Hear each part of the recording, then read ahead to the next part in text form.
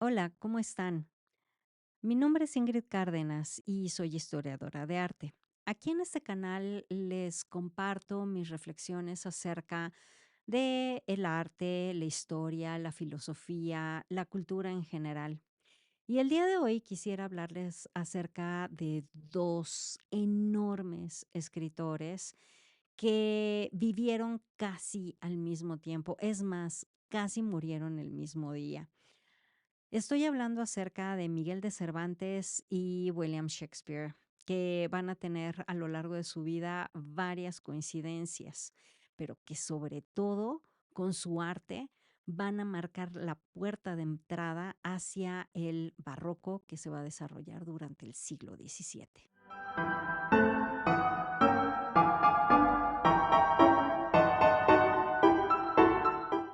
Estamos hablando acerca de la segunda parte del siglo XVI y de los primeros años del siglo XVII. De hecho, Miguel de Cervantes, si mal no recuerdo, va a nacer en 1547 y William Shakespeare nacerá en 1564, creo. Eh, entonces, digo, sí hay, hay varios años de diferencia, pero lo curioso es que van a morir casi el mismo día. Van a morir el año de 1616, o cuando menos eso es lo que se tiene registrado. Ambos mueren en el mes de abril y, Cervantes, muere el 23 y, eh Shakespeare muere el 22 nuevamente, si mi memoria no me falla. Pero bueno, realmente, digo, esto es simplemente como para ponerlos en contexto acerca de qué años son los que estamos hablando. Lo más importante de todo esto es, digo, como que entender un poquito, de qué va el mundo en este momento, ¿no?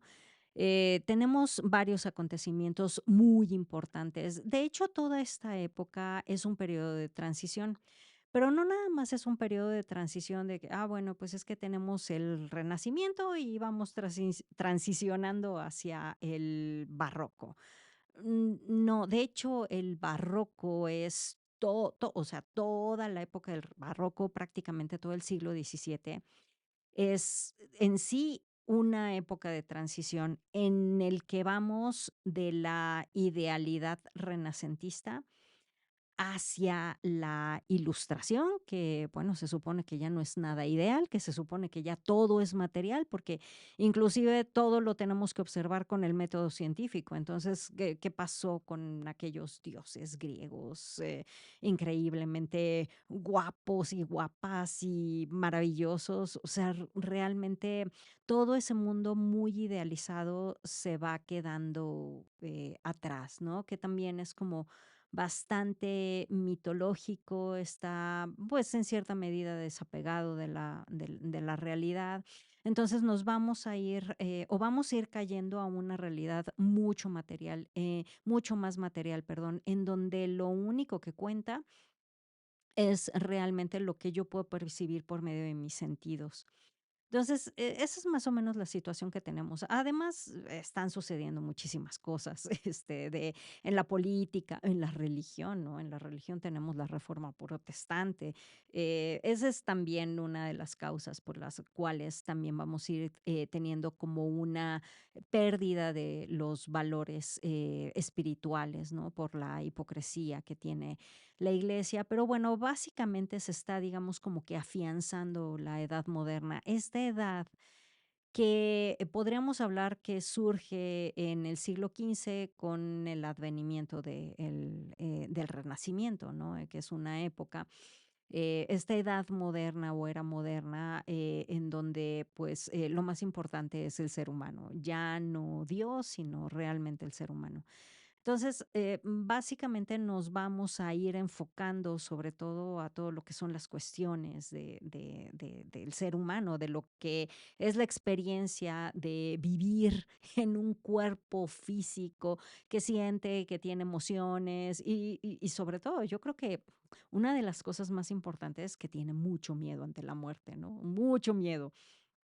Entonces, Es allá hacia donde vamos. Si bien sí hay, muchos artistas, impresionantes, sobre todo artistas plásticos, en donde vamos a tener, bueno, pues, a autores, por ejemplo, que van a empezar a trabajar, el claroscuro, van a empezar, a observar los objetos para darles una como mayor definición y por eso hablar acerca de la experiencia del humano, la materialidad de los objetos, etcétera, etcétera. O sea, por eso también tenemos que la pintura barroca o la escultura barroca es extremadamente naturalista, o sea, está muy apegada al modelo de lo natural. No hay nada ideal o intenta que no haya nada idealizado en sus formas, que no, o sea, si tienes una verruga, se te,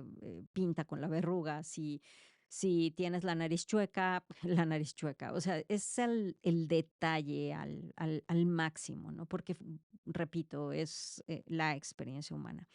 Entonces, eso es la parte, que va con lo del arte plástico. Ahora, regresando a la cuestión de la literatura, aquí vamos a ver que, sobre todo ya yéndonos hacia finales del siglo XVI, principios del XVII.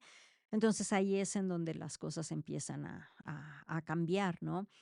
De hecho, vamos a tener, que hay también un enorme interés por el teatro. Es, increíble, es magnífico este interés por el teatro.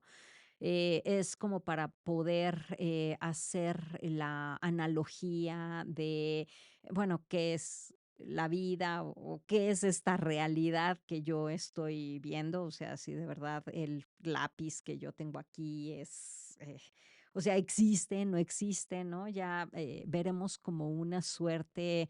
Igualmente hasta como de pensar cuál es la la realidad verdadera, ¿no? ¿Es esta o es, la que se encuentra del otro lado, la que se encuentra detrás del velo de la muerte, el paraíso prometido, ¿no? Entonces, eso sí, aquí, vemos, de una manera muy patente en donde sí, definitivamente la realidad que cuenta es la otra, ¿no? Esta, tiene todavía como un sentido de ser una realidad imaginada, una realidad, que es una ilusión, digamos, ¿no? De hecho, el mismo Calderón de la Barca, pues, escribe: "La vida es un sueño", ¿no? Hablando acerca de que, bueno, pues, el sueño es como si fuera la vida verdadera y cuando nosotros estamos despiertos es cuando estamos en el sueño, es cuando estamos en la fantasía, ¿no? Y esto sobre todo es, también el discurso, que la iglesia tiene, sobre todo para poder ir, eh, pues manteniendo a los fieles, ¿no? Diciéndole, no, pues tú pórtate bien, vas a tener tu premio en la otra vida, ¿no? Y esa es la vida verdadera, ¿no? Porque esto es simplemente una ilusión. Entonces, también allí es en donde el teatro empieza a tener sentido, ¿no? Y justamente como empezamos a hablar acerca del teatro, pues empecemos precisamente por Shakespeare, ¿no? Aquí, digo, más que darles, los datos duros, como repito, lo que dije en la introducción, es más que nada, la cuestión de la reflexión, ¿no? De cuál es el trabajo de Shakespeare, cuál es el impacto que ha tenido, cómo es que se inserta en su época y sobre todo también por qué es importante para nosotros actualmente, ¿no? Entonces, una de las cosas que tiene Shakespeare es que, en primera instancia, tiene va a ir recogiendo leyendas, va a ir recogiendo historias antiguas. De hecho, toma mucho dentro del mismo ambiente europeo, eh, leyendas medievales o historias de algunos reyes, ¿no? Ya sea que hayan sido pues, verdaderas historias o que hayan sido cosas que se decían de esa determinada persona, de ese determinado rey, reina, etcétera, etcétera, ¿no? De hecho, también inclusive vamos a tener algunas obras que están inspiradas en el entorno romano, ¿no? En la época del imperio. Entonces, realmente siempre va a voltear hacia el pasado. En ese sentido, todavía vemos que es un artista que es bastante conservador. Y en sí, también, si nosotros observamos sus obras, vamos a ir, teniendo como esta, mezcla entre la realidad y la fantasía, en donde, tiene algunos aspectos en donde nosotros pudiéramos decir: "Ah, bueno, pues es que todavía es como un poquito medieval", ¿no? Porque, pues, mete fantasmas o algunos personajes fantásticos, etcétera, etcétera, en algunas obras, no en todas, obviamente. Pero finalmente, lo interesante aquí es que retoma todas estas historias y lo que va a hacer con ellas sí, definitivamente es mágico, es transformador y es ahí en donde nosotros tenemos verdaderamente el valor de Shakespeare, porque a pesar de que toma todas estas historias antiguas, de hecho, él va a ser conocido como el bardo de Avon, ¿no? ¿Por qué? Porque pues a eso se dedicaban los bardos. Los bardos, pues ellos ya tomaban historias que ya estaban hechas, ¿no? Que ya pues la gente conocía en muchas ocasiones y les va a dar un twist, las va a componer un poema, va a componer una canción, las va a musicalizar, ¿no? O sea, las va a transformar de cierta manera para poderles integrar el arte, para poder integrarles belleza, ¿no? Entonces, a eso es a lo que se refiere principalmente con el apodo que va a tener. Pero principalmente lo que va a hacer Shakespeare es más que nada, sí, tomar todas estas historias y sobre todo hacer un profundo, pero profundo, digamos como estudio psicológico en el que él vaya analizando de una manera más o menos lógica y racional cómo es que reaccionan los distintos personajes a la historia, cómo se va desarrollando la historia, ¿no? Entonces, es más bien como más una introspección psicológica y es por eso por lo que empieza a tener tantísimo éxito y de hecho es por lo que hoy en día también tiene muchísimo éxito, ¿no?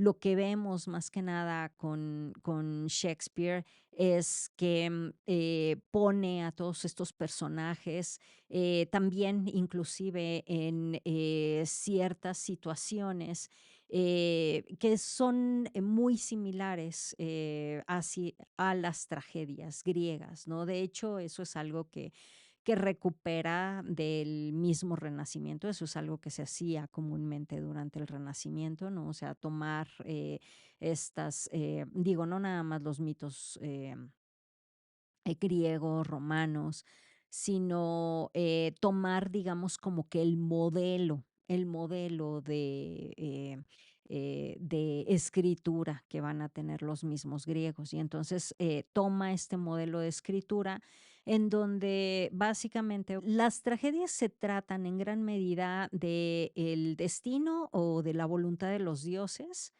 en contra de la voluntad humana, ¿no? Y es básicamente ese uno de los temas más importantes que tenemos a lo largo de toda la literatura, no nada más en la literatura de Shakespeare o no nada más en la literatura griega, sino que inclusive también pudiera decir que es un tema completamente universal que se encuentra en la preocupación de todas las culturas de todos los tiempos, ¿no? De hecho, bueno, pues es parte de lo que es el camino del héroe.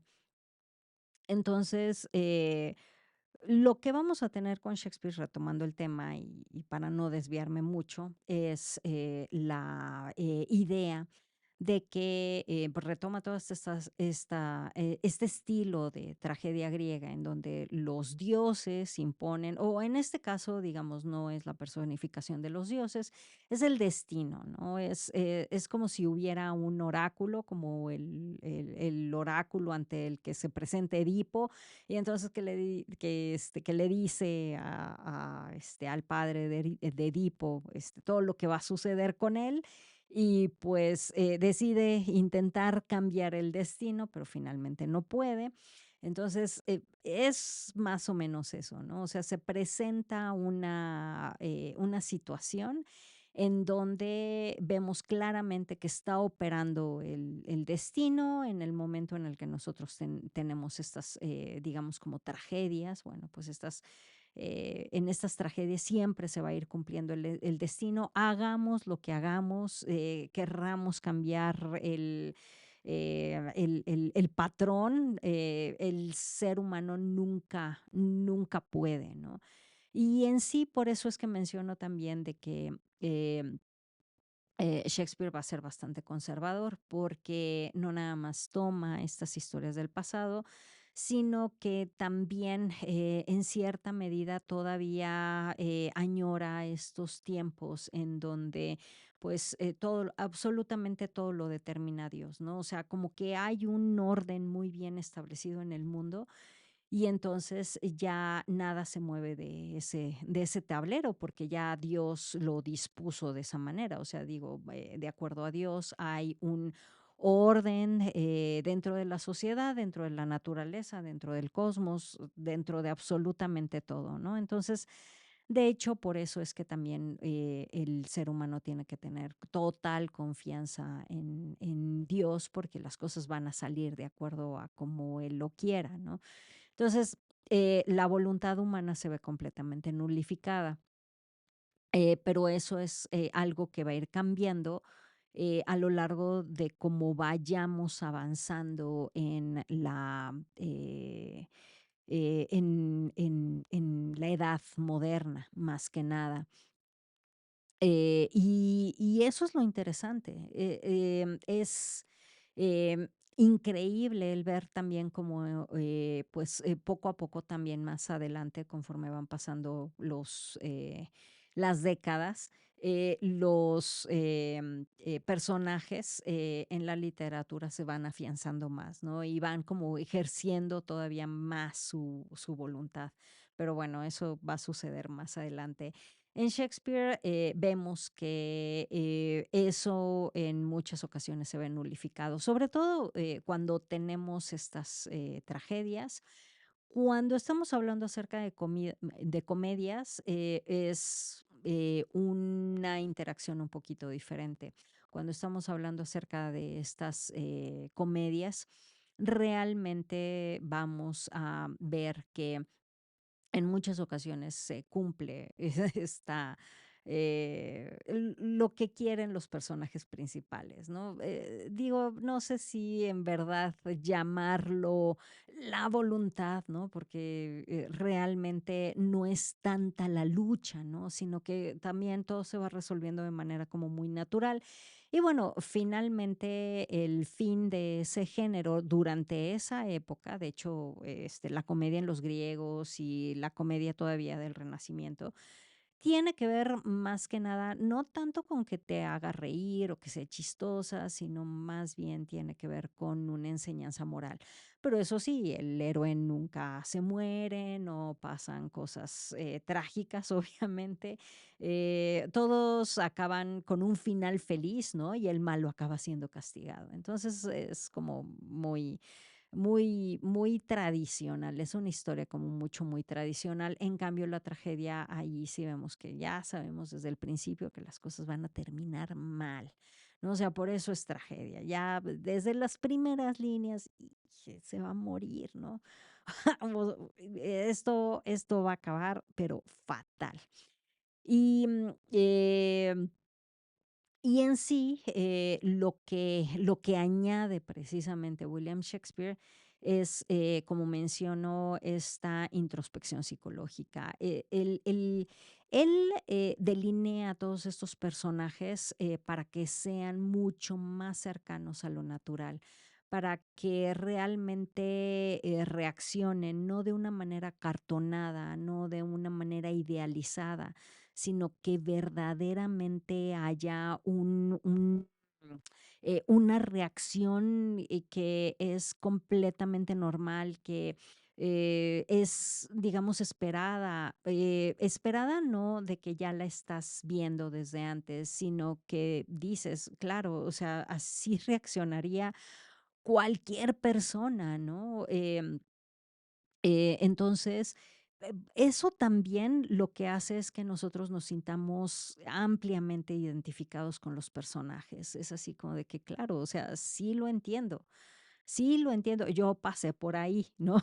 Es, es esta empatía que nosotros tenemos con los personajes y precisamente por eso es que uno como espectador puede desarrollar aún más pathos, o sea, más, digamos, como sufrimiento o afectación, más, hay una relación más cercana como con los personajes, se sienten más, más humanos, más vivos, o sea, que realmente es gente que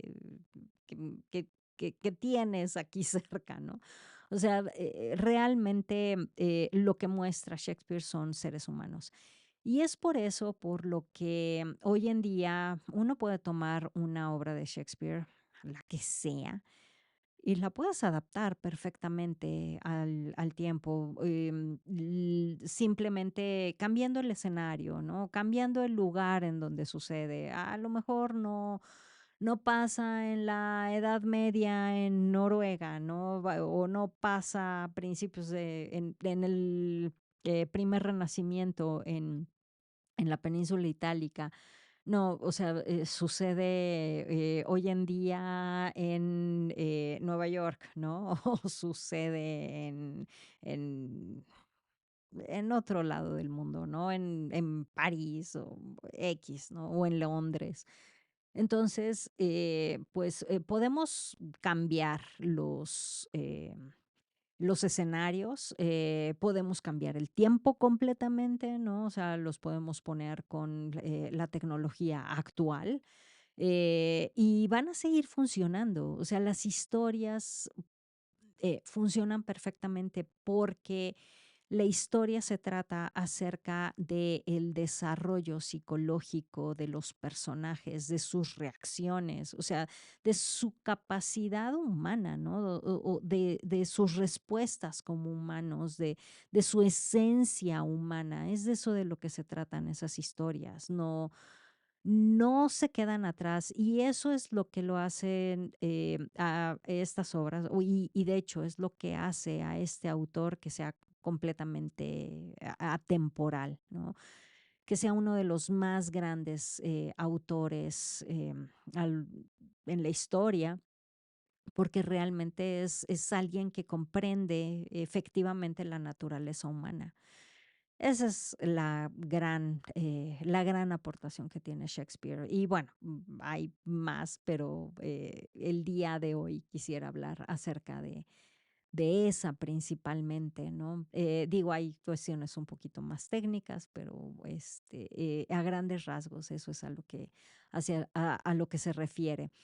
En sí, ahora del otro lado, hablando acerca de Cervantes, Cervantes, digo, es excepcional. La verdad es que es, su obra en sí también, es una aproximación completamente distinta hacia lo humano.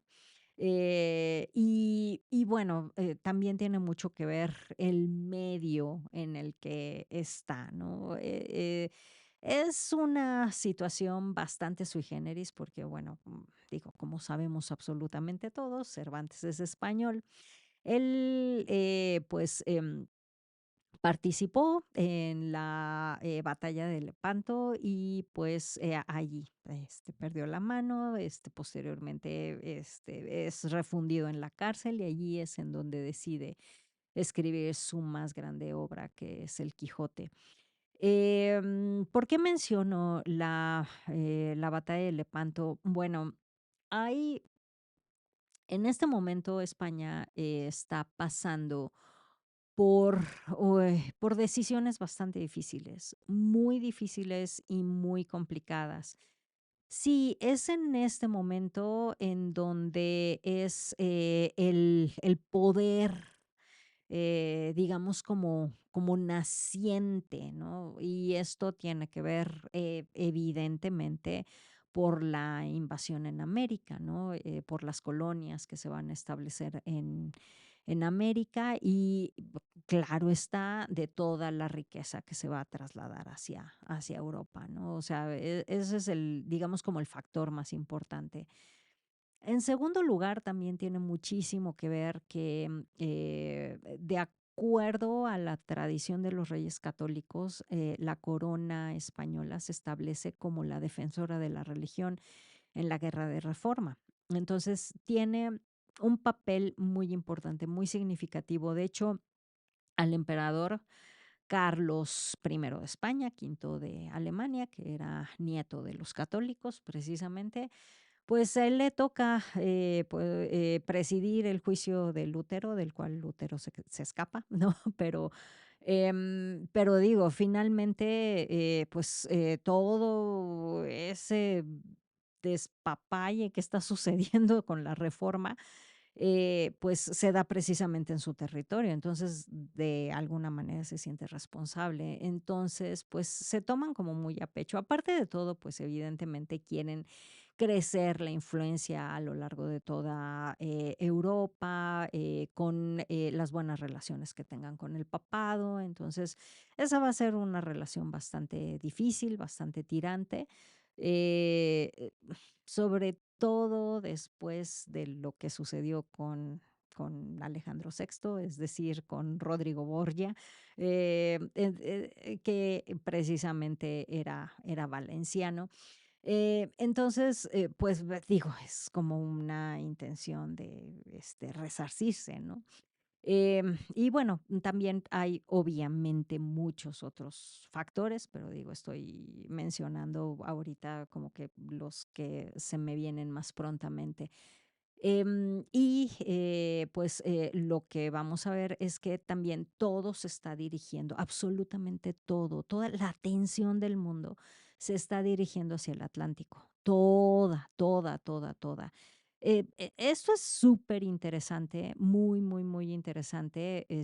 Digo, y solamente lo voy a mencionar por encima. Más adelante, yo creo que voy a hacer un video profundizando en esto, porque la verdad es que sí es un evento muy, muy, muy importante, la invasión hacia América y de que todo el mundo tenga ahora sus ojos puestos en esa ruta, ¿no? Si bien doctor Enrique Dussel menciona que, bueno, pues la cuestión con América es el ocultamiento del otro, con lo cual yo estoy perfectamente de acuerdo, o sea, sí es el tapar al otro, ay, el otro no existe, ¿no? O sea, la gente que hay en América, esa no existe, la borramos, la anulamos, es más, inventamos, eh, pues, varias cosas acerca de ellos, pero y vamos a exagerar mucho, ¿no? Y vamos a, sobre todo, enfatizar de que, bueno, pues, es el diablo personificado prácticamente. Entonces, bueno, sí, definitivamente ahí hay un problema muy, muy, muy grande. Pero, digamos que, todo lo que tiene que ver con la cuestión del Lepanto es como tratar de mantener la atención en el Mediterráneo.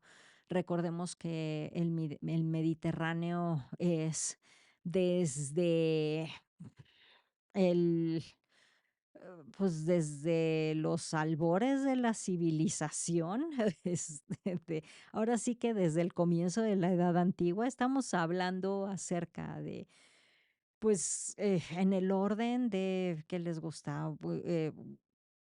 O hace, 13,000 años aproximadamente, ¿no? O sea, cuando empiezan todas estos surgimientos de población, ¿no? En donde, bueno, pues se va a desarrollar la agricultura y, bueno, pues vamos a ir viendo el desarrollo también de las civilizaciones. Digo, desde ese momento, desde esos primeros, eh, de esas primeras manifestaciones que se dan, pues en el área de Turquía y pues lo que es el área de Mesopotamia, todo eso. Bueno, es un territorio muy importante, ¿no? Ni qué decir de lo que sucede en Egipto, ¿no? Todo el desarrollo que vamos a tener en Egipto y bueno, pues evidentemente esta imagen es mucho más fuerte y la importancia del Mediterráneo se asienta verdaderamente ya cuando vamos a tener el Imperio Romano, que es básicamente, digamos, como que el ideal que siempre va a estar persiguiendo el europeo, ¿no? Pero regresando nuevamente a finales del siglo XVI o esta segunda mitad del siglo XVI, pues, vemos, principalmente este intento de querer mantener ese poderío en el Mediterráneo, que si bien es importante, pero dejará de ser tan importante. Y tan patente es eso, que realmente los poderes, o sea, en donde se empieza a concentrar toda la riqueza, pues, vamos a ver que es en los territorios que se encuentran pegados hacia el Atlántico, no los que están en el Mediterráneo. De hecho, ya conforme vaya avanzando el tiempo, digo, no tanto en el siglo XVII, sino más adelante en el siglo XVIII, vamos a ir viendo más que nada una pérdida de poder que, por ejemplo, Italia se va quedando ya ni siquiera en segundo plano, o sea, en un plano bastante bajo, en donde de ser los que lideraban el arte, todo el mundo llamaba a los artistas italianos, ahora va a ser al contrario, o sea, los artistas italianos van a empezar a buscar referencias, innovaciones en otros lados, ¿no? Y si bien sí tenemos muchos artistas italianos muy importantes durante el 18, increíbles, magníficos, como por ejemplo Canaletto, pues realmente vemos que digamos como que el mayor desarrollo cultural se da de cara hacia el Atlántico definitivamente, ¿no? Entonces, ese es, digamos, más o menos como el contexto en el que vamos a ver el desarrollo de Cervantes, que aparte de todo, él trabajaba de otras cosas, ¿no? O sea, digo, su trabajo era ser soldado, luego pues conseguía insumos para el ejército, digo, va a tener, varias ocupaciones, pero y realmente nunca una de sus ocupaciones va a ser el escribir, digamos, ocupaciones profesionales, porque, pues, realmente casi no ganaba de eso, o sea, lo hacía de hobby, ¿no? Lo hacía porque le gustaba mucho, porque sentía como este impulso, que es el que tiene el artista, que tiene el creador, pero, pues, realmente no era, así de que, pues, él viviera de sus escritos, como sí vamos a ver con muchos otros, escritores.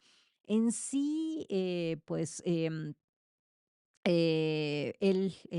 como menciono, él pasa un periodo durante la cárcel y allí decide escribir el Quijote y es una pieza maravillosa. De hecho, el Quijote fue galardonado ya hace varios años, ¿no? Como pues la primera gran novela del mundo de la literatura, ¿no? De hecho, es considerada la primera novela moderna. También, de acuerdo a varias encuestas que se han hecho, algunas a principios de los 2000, Que bueno, esto es también como un concurso de popularidad, pero digo, en este caso sí, el Quijote es muy, muy influyente en, pues, en toda la literatura a partir de ese momento, a partir, pues, ahora sí que prácticamente del siglo XVII para acá. Y estas condecoraciones, digamos, son de el libro más significativo de todos los tiempos, el mejor y, el trabajo más central en el mundo de la literatura. Entonces, bueno, pues sí es una obra que, aparte de todo, es reconocida como que es muy importante, si no es que la más importante. Y aquí, dentro de estos títulos, el que sí me importa mucho es el de la primera novela moderna, porque todos los demás también digo, sí son importantes, destacan la influencia que tiene el Quijote en todos los demás trabajos a partir de que es publicado, pero pues finalmente el que se le reconozca con la primera novela moderna tiene que ver con lo que mencionaba anteriormente, tiene que ver con el inicio de la edad moderna. En sí, como mencioné, la edad moderna surge con el Renacimiento, eso sí que ni qué, ¿no? O sea, tenemos que, hay algunos autores que hablan acerca de que, bueno, pues es a partir de principios del 1400. Hay otros que hablan acerca de que, bueno, no, es con la caída de Constantinopla, ¿no? O sea, con la caída de el Imperio Romano Oriental, que bueno, tendría sentido, ¿no? O sea, finalmente Bizancio fue un imperio sumamente importante que fue el que fue marcando la pauta, fue llevando la batuta en, digamos, como en la ideología medieval, ¿no? O sea, básicamente van a ser, digamos, como el lugar que va a ser más influyente dentro de la filosofía, el arte, toda la cultura medieval, ¿no? Y que pues los europeos principalmente, o la parte occidental va a ser más que nada como la receptora, ¿no? Y en Bizancio todo eso se va a ir generando. Toda la filosofía, toda la teología, ¿no? Sobre todo. Hay otros que dicen que no, es a partir del descubrimiento de América o la invasión hacia América, más bien. Em, ¿Por qué? Porque justo todos los ojos están ahora en el Atlántico y cambian las situaciones de poder, cambian las relaciones. El Mediterráneo deja de ser importante y aparte de todo vamos a ver una dinámica distinta, como mencionaba antes, es digamos como que el ocultamiento del otro y la ponderación de la cultura europea, ¿no? Todo lo que tenga que ver con lo europeo es lo válido y todo lo que tenga que ver con lo otro es completamente inválido. Pero aquí, eh, digo, estaremos hablando acerca de eventos, ¿no? Eventos como muy significativos, eventos eh, como muy puntuales y realmente hay algo que hay que ponernos a pensar que realmente eso de la era moderna, digo, es bastante tiempo y aparte de todo son ahora sí que fuertes declaraciones, ¿no? Porque, porque realmente la idea de que tengamos la Edad Media anteriormente y ahora tengamos la Edad Moderna, tiene que ver con la idea de lo que cambia. En la Edad Media, digo, en primera instancia se le nombra Edad Media porque la verdad es que no tenemos otro nombre mejor con que designarlo. Es, no voy a entrar en mucho detalle en ello, pero pues está en medio de la Edad Antigua y de lo moderno, ¿no? O sea, por eso. la verdad, pero bueno, pues es como se le designa, es como lo conocemos todos y pues ya va a ser como muy difícil poder cambiarle el nombre, ¿no? Eh, pero lo moderno en sí tiene que ver con la mutación, con la muda, con la moda, todo, o sea, todas estas palabras vienen de la misma raíz, ¿no? O sea, es el cambio, el cambio. Entonces, realmente la edad moderna, que se da a partir del siglo XV, tiene que ver con este sentimiento, ¿no? O sea, de que todo cambia, todo cambia, todo cambia, todo cambia.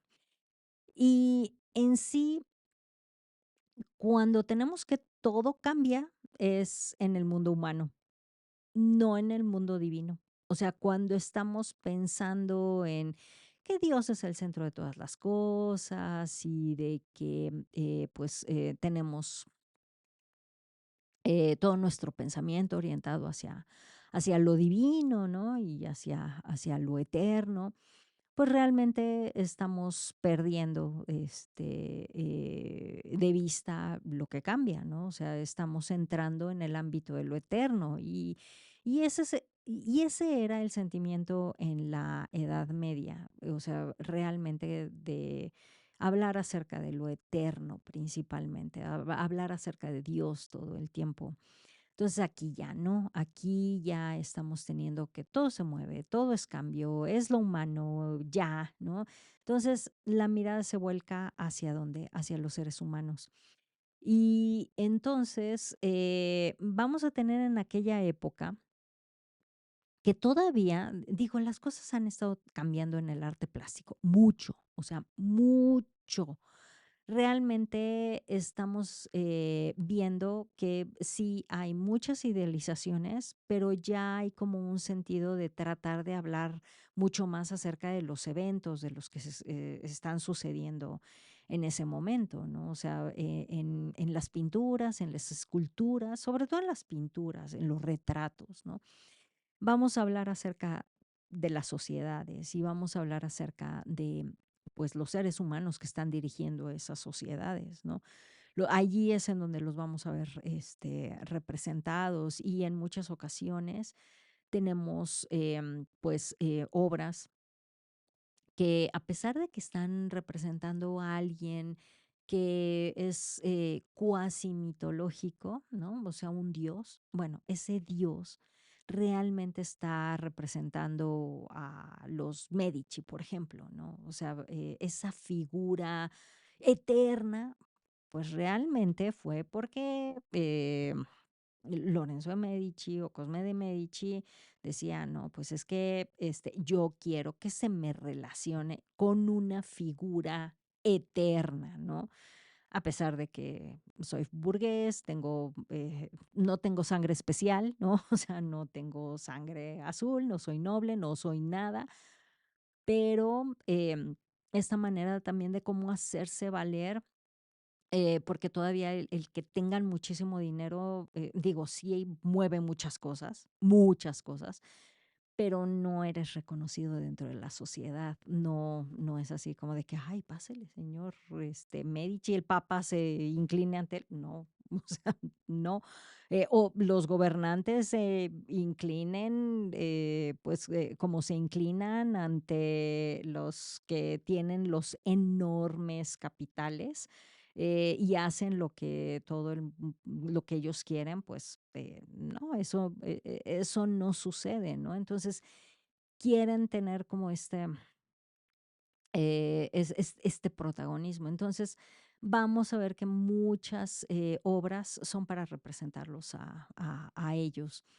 Y entonces, pues lo que sí vamos a tener es que, pues, conforme va avanzando el tiempo, ya nos empezamos a enfocar un poquito más en esta cotidianeidad, ¿no? En este mundo, qué es lo que pasa directamente aquí. Y realmente, pues, ese cambio todavía no se daba dentro de la literatura. Lo que teníamos en la literatura era la típica historia de el caballero de brillante armadura que va a rescatar a la princesa de las garras del dragón, ¿no? O sea, básicamente teníamos el relato de San Jorge en 20,000 versiones. Entonces, pues realmente, pues no nos habíamos alejado de lo que es la literatura medieval, porque finalmente también la literatura medieval, en la literatura medieval, esta idea del caballero es, pues, más que nada, un símil del caballero cristiano, ¿no? Este caballero que lucha en contra de los monstruos, lucha en contra de las tentaciones, ¿no? Lucha en contra de los demonios, lucha en contra del mal, ¿no? Para poder, acceder a una recompensa, un premio. Que en sí, bueno, pudiera sonar como muy misógino, ¿no? Ay, es que va a rescatar a la princesa. Pero realmente todo esto, y eso es algo que hay que tener bien consciente, todo esto son simbolismos, o sea, no es literal. O sea, todo son simbolismos. Entonces, realmente el que vaya a rescatar a la princesa no es que efectivamente rescate a una princesa, es que también tiene que ver, y yo creo que voy a hacer también más adelante un video acerca de eso, porque tiene que ver precisamente con la incorporación tanto de lo masculino como de lo femenino, y eso se ve en todas las historias del mundo. Digo, es parte del camino del héroe. Es justamente eso, o sea, es como la incorporación dentro de la personalidad masculina, el hombre que va, trabajando todas estas virtudes masculinas, que es la verdad, la justicia, ¿no? El orden, todo eso, digo, finalmente tiene que rescatar a la princesa que representa los valores femeninos, que son la compasión, el amor, la paciencia, ¿no? O sea, y volverse, digamos, como un ser humano completo. Y cuando nosotros entendemos eso, asimilamos eso y luchamos en contra del dragón, que son las tentaciones, que es todo lo que nos puede sacar precisamente de todo ese camino, pues entonces obviamente vamos a alcanzar la gloria, ¿no? O sea, vamos a irnos así, derechito hacia el cielo. Eh, pero, pero ese es eterno, o sea, es, esa es una historia, como les menciono, esto es el camino del héroe y es una historia que se da en absolutamente todas las culturas, en todos los tiempos eh, y todo el tiempo, ¿no? O sea, no nada más dentro de la literatura, sino que inclusive también, digo, eso está precisamente para que nosotros mismos vayamos haciendo el camino del héroe. Pero bueno, ese es otro tema.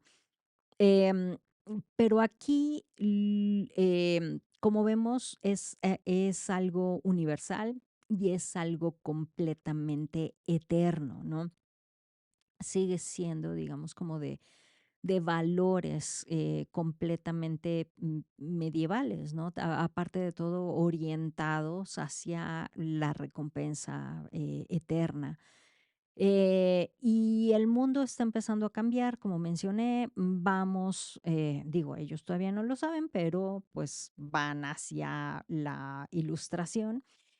Y como mencioné al principio, la ilustración es completamente material. Entonces, pues realmente estos valores eternos, ya no.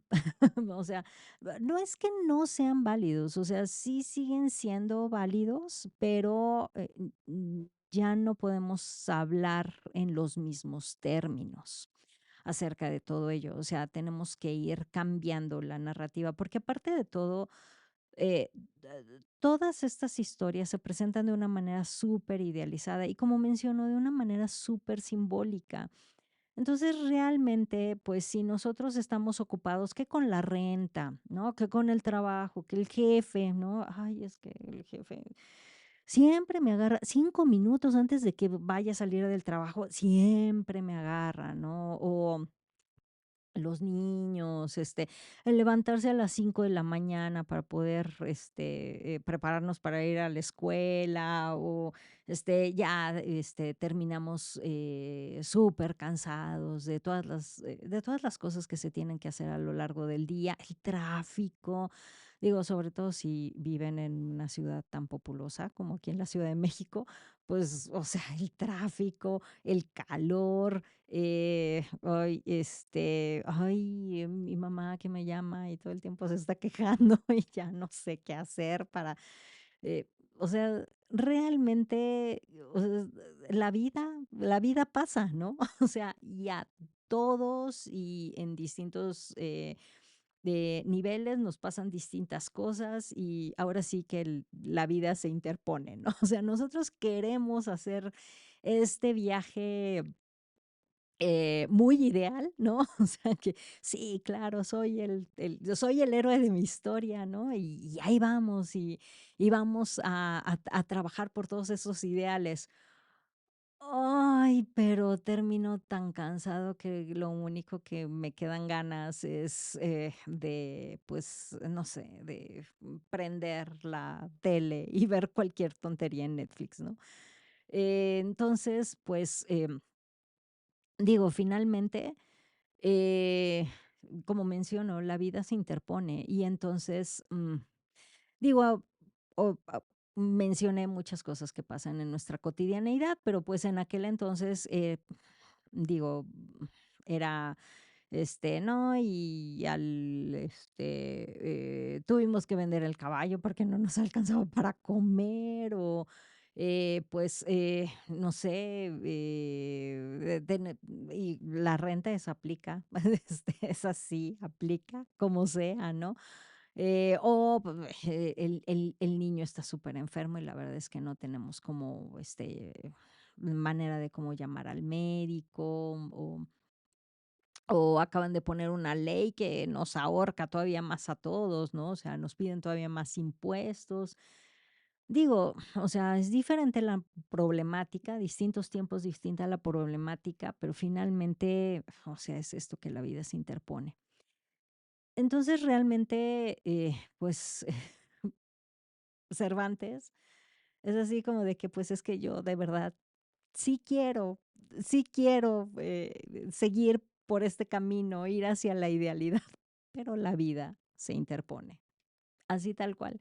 Y es de eso de lo que se trata El Quijote, ¿no? O sea, es esta historia que está muy, muy enraizada en la realidad, inclusive llega a tener sus, digo, prácticamente toda, de hecho, tiene sus visos de humor negro, ¿no? O sea, porque, pues, la verdad es que al Quijote le pasan cosas, terribles, ¿no? O sea, él está insertado en esta otra realidad en donde, pues, para él, él tiene que seguir el camino del héroe, y este camino del héroe muy idealizado y lo toma de manera completamente literal.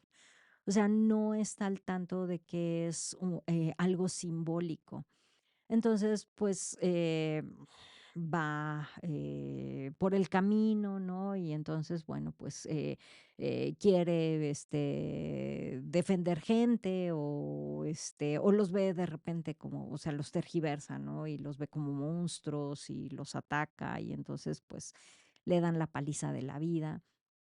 O de repente llega a un mesón y, bueno, pues, dice: "No, pues es que es la casa del gran señor". Y entonces este gran señor, pues como es una cosa de caballeros, digo, el señor es caballero, yo soy caballero, entonces, bueno, entre caballeros nos entendemos y pues me va a alojar en su casa. Pues Sancho Panza está así como de que, "Ay, oiga, señor, pues es que necesitamos dinero, o sea, necesitamos dinero para todo, para movernos en este mundo, para poder conseguir comida, para poder conseguir alojamiento, para todo, y es para que le den las cosas de a gratis, pues, a ver cómo se resuelve esto, ¿no? Y entonces, bueno, pues, lo deja, que haga las cosas, digo, siempre como cuidándolo de cerca, pero deja que vaya haciendo todas sus cosas. pero, pues, realmente sí, le va muy mal, ¿no? O sea, todo el tiempo lo acaban, golpeando, lo roban, o sea, le va fatal, ¿no? Y entonces va, viene, o sea, se regresa, pues, no puede avanzar. Entonces, es un camino muy, muy, eh, muy con muchísimos obstáculos, ¿no? Muy atribulado. Entonces, realmente, es, es como el que la vida se interpone y que no estás al tanto de que, pues, es en sí, una fantasía, ¿no? O sea, o cuando menos eso es lo que trata de establecer Cervantes. Y eso es importantísimo porque realmente, por eso es que es la primera, novela moderna, porque realmente tendremos que es ahí en donde te dice, tienes que dejar todo ese simbolismo, todos esos mensajes ocultos que tenemos en el arte, toda esa todos esos significados, todas esas capas inmensas de significados, y es precisamente ahí en cuando viene como digo, esto, como les repito, estas son mis reflexiones, ¿no? Pero es allí como cuando tenemos como esta caída del espíritu, digo, no específicamente con Cervantes, ¿no? Pero es en este momento en donde realmente nos vamos a ir orientando mucho más hacia la materia. O sea, de que todo, absolutamente todo sea material, todo sea cerebral y perdamos como el sentimiento, el corazón, el alma, ¿no? O sea, y porque realmente esto último, el lenguaje del alma en sí, el lenguaje del espíritu es simbólico. O sea, ahí sí no hay de otra. O sea, el lenguaje del alma es simbólico. Entonces, allí es en donde nos vamos a enfocar hacia lo material, o vamos a empezar este camino hacia lo material. Por eso mencionaba también de que el barroco es esta, esta época de transición, ¿no? Que pasamos de lo ideal, de lo simbólico, hacia lo real y lo tangible al 100%, ¿no? Que es la ilustración. Entonces, eso es importante y es sobre todo importante identificarlo para tratar de hacer las correcciones, ¿no? O sea, porque, a partir de ese momento es como que cada vez más cerebral, ¿no? Cada vez más cerebral, cada vez más material, o sea, y prácticamente acabamos, terminamos con que, esta es la única realidad, existente, ¿no? Y no, o sea, existe todo nuestro mundo interior, todo nuestro subconsciente, ¿no? O sea, la realidad tangible, y esos son principios de física cuántica. La realidad tan tangible no es la única que existe. Entonces, por eso es que, vamos como a ir perdiendo, capas de significado y llegamos al punto en donde el arte se vuelve demasiado literal, y ya ha perdido como esta alma, ¿no? Y digo, ya después de, que son 3 siglos, eh, pues, la verdad es que ya, no reconocemos el arte, ¿no? O sea, justamente porque ha perdido este espíritu. Entonces, pues, tendremos esta orientación hacia la sobrematerialidad, pero justamente es ese conflicto el que se trata en el Quijote, ¿no? O sea, aparte de todo, digo, hay cosas muy curiosas que también, digamos, como que premonizan lo que será más adelante el posmodernismo, que es la época ahora sí que es la época que nos tocó de vivir, ¿no? lo posmoderno, que es también, como ir tratando de ir rompiendo todos estos valores, modernos. Ahora, no todos los valores modernos, son negativos, o sea, hay valores modernos que son, muy muy importantes y son valores que deberíamos de conservar, como por ejemplo, uno de los, valores de la edad moderna tiene que ver con la búsqueda de la verdad. O sea, finalmente, si se da la ilustración, es porque queremos saber la verdad, ¿no? La verdad que se da por medio de nuestros sentidos, ¿no? Em y digo, es una fracción de la realidad, perdón, de la verdad, pero no es toda la verdad, eso también es cierto. Entonces, sí hay muchos, muchos valores también, como mencioné anteriormente, o sea, está, el orden, digo, son valores ideales, el orden, la justicia igualmente, ¿no? Los derechos humanos, por ejemplo, ese es un valor que no debemos de perder, o sea, definitivamente no lo debemos de perder. Entonces, pues hay, todas estas, eh,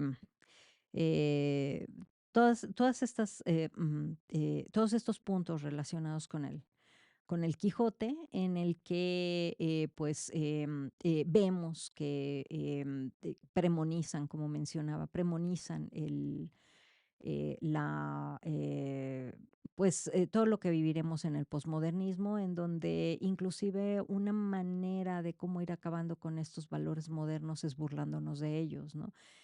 Y el Quijote ya se burla de ciertas cosas, en su momento, aparte de todo de que hace metanarrativa, es decir, en el sentido en el que se burla, por ejemplo, es que, hay una escena en donde están, los sirvientes de El Quijote en la biblioteca y, empiezan a sacar los libros para poder hacer la pira y quemarlos, y, ay, ya, estos libros son, malditos, son los que, tienen a nuestro señor enfermo. Entonces empiezan a sacar los libros y mencionan los títulos, y los títulos son de los bestsellers de aquella época, ¿no? Entonces eran autores que muchos de ellos estaban vivos, ¿no? O sea, eran, novelas que acababan de salir que, pues, se vendían súper, súper, súper bien, y, pues, ahí los están mencionando con que son, prácticamente, es que estos libros son satánicos, ¿no? Bueno, no satánicos, pero sí son, libros que, pues, lo están influyendo mal, que son los libros que lo llevaron hacia la locura, ¿no? Entonces, bueno, pues esos libros, perdón, esos libros los van a quemar. Y por ahí sale uno que dice: "Ay, este señor Cervantes, no, ese escritor es muy malo". Entonces, bueno, pues él se está burlando de sí mismo ahí, ¿no? Entonces, eso es un detalle bastante chistoso de él. Y tiene toda esa serie de puntadas, la verdad, en donde, realmente, digo, aquí ya no sabes, aparte de todo se mezclan como los géneros, ¿no? Anteriormente tendríamos como, muy bien trazada la tragedia y muy bien trazada la comedia, ¿no? O sea, esos eran los 2 géneros por ejemplo, vienen desde la antigua Grecia, ¿no? O sea, la tragedia, la comedia.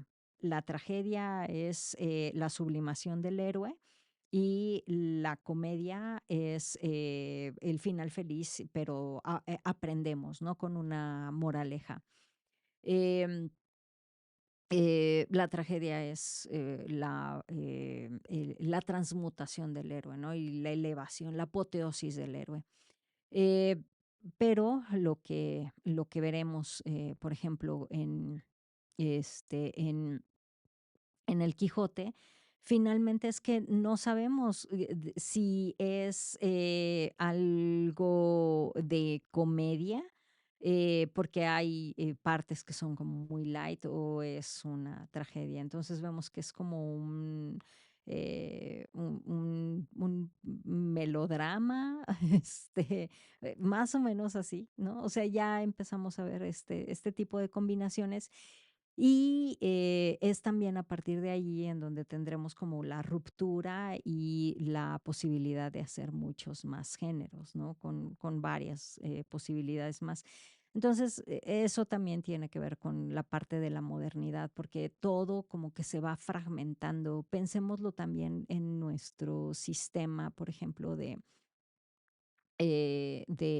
conocimientos, ¿no? O sea, anteriormente existían como las grandes ramas del conocimiento, existían las 7 ciencias, em, vamos a ver que, o bueno, las 7 disciplinas, poco a poco, ya a partir de la edad moderna, todo se va a ir fragmentando, ¿no? Se va a perder el sistema de conocimiento por medio de correspondencias que, hagan de cuenta, es el sistema de conocimiento de lo simbólico, ¿no? O sea, todo tiene que ver con simbolismos. O sea, la relación que hay, por ejemplo, en la magia, en la astrología, en la alquimia, todo eso, está basado de acuerdo al sistema de conocimientos de correspondencia. Y vamos a tener entonces ya, un sistema de conocimiento que es, fragmentado, ¿no? O sea, ya no tenemos, astrología, ya tenemos astronomía, y ya, tenemos, que esta igualmente se subdivide en muchísimas, ramas. Ya vamos a tener, botánica, química, o sea, la magia igualmente también se va a subdividir en muchísimas otras ramas. Entonces, pues, y todas orientadas hacia algo en específico, ¿no? Porque también empieza a ser como que muy vasto el conocimiento que, para que una sola persona digo, muchos detalles, ¿no? Que para que una sola persona, pues, pueda, saber todo eso, va siendo como imposible, pero, digamos, se va fragmentando, se va fragmentando, se va fragmentando, ¿no? Entonces, ahí es en donde vemos ese cambio hacia la materialidad, igualmente en este sistema de conocimientos. Y bueno, pues, el, la influencia de Cervantes, pues, yo creo que es bastante clara. Este, es una influencia que, pues, definitivamente, digo, es la primera, novela que verdaderamente marca esta vida cotidiana, ¿no? El luchar por las cosas que tenemos aquí en nuestra materialidad, en el día a día, ¿no? En lugar de estar allí pensando en lo ideal, en los dioses, como en lo fantástico, como que acerca mucho más hacia lo material todo ello, ¿no? Y es precisamente ya todo, como que toda esta caída hacia lo extremadamente material y bueno, pues, habla acerca del tiempo, habla acerca de lo humano, y bueno, pues, evidentemente va a haber más adelante un sinfín de artistas que, pues, van a retomar ese mismo, estilo y, pues, lo van a empezar a copiar, ¿no? Y vamos a ver que, bueno, pues, ya más adelante pues inclusive se darán todas estas novelas naturalistas, ya dependiendo también de la época, vamos a ir viendo que pues sí, todas son como mucho más realistas, ¿no? Pero pues en algunas ocasiones todavía durante el siglo XVIII hablando acerca de la nobleza, ¿no? Pero pues ya como que todo mucho más real, en ocasiones, bueno, pues también como medio pícaro, ya acercándose el siglo XIX, bueno, pues ya hablando acerca de la crisis que sucedió durante todo este siglo, que es bastante profunda y que todavía no se resuelve. Pero, bueno, de eso hablaremos más bien en otra ocasión. Y bueno, pues hasta aquí mi reflexión. Acerca de estos 2 autores que considero que son, autores importantísimos, súper, súper, súper destacados y que, pues, realmente, nos hablan de una manera bastante profunda, reflejan en sí, en su arte, pues, todo lo que está sucediendo en ese momento y, pues, hablan acerca de la naturaleza humana, ¿no? Que finalmente es lo que parte de lo que está sucediendo en toda esa época. Entonces, espero que les haya gustado, espero que, bueno, pues, si tienen algunas otras, reflexiones acerca de este tema, me encantaría leerlos y, bueno, pues, es todo lo que tengo, preparado para el día de hoy y pues nos vemos en la próxima, en donde, bueno, pues haré una reflexión acerca de otro tema. Y también si tienen sugerencias acerca de hablar de ello, con mucho gusto las acepto. Que estén muy bien, les mando un muy fuerte abrazo y pues nos vemos en la siguiente. Adiós.